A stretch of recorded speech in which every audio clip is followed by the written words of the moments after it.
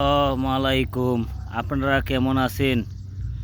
অবশ্যই ভালো আছেন কি মন্দ আছেন কমেন্টে জানাবেন। দেখছি ভুট্টা আবাদ করে এবার কৃষকরা লাভবান হয়েছে, বুঝছেন? ভুট্টা আবাদ করে ভাই এবার কৃষকরা লাভবান হয়েছে ভাই।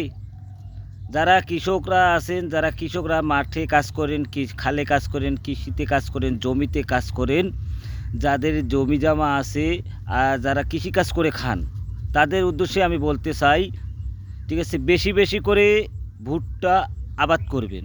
কেউ বলে ভুট্টা, কেউ বলে মাকই।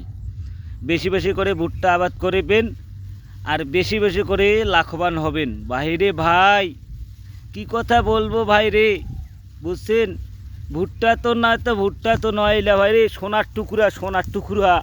দেখছেন ভাই, এই যে দেখাই ভাই কি সুন্দর, দেখছেন? এলে ভুট্টা তো নয়, এলে ভুট্টা নয় ভাই, ভুট্টা নয়, এলে সোনার টুকরা ফসল, এলে সোনার টুকরা আমারটি, বুঝছেন? এই ভুট্টা বিক্রি করে কৃষকরা লাভবান হয়েছে ভাই, বুঝছেন?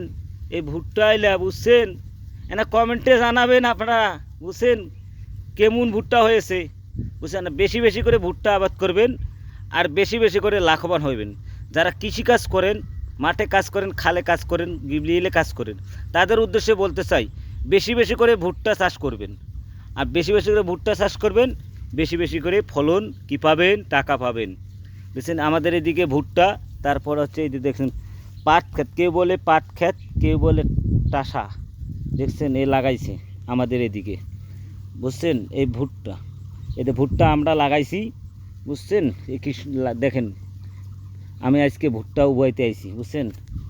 অনেক বছর পর আজকের ভুট্টার কি সুন্দর সোনার টুকরার ফসল পেয়ে জীবনটা মন টাকলে ধন্য হলো ভাই, ভালো লাগলো ভাই।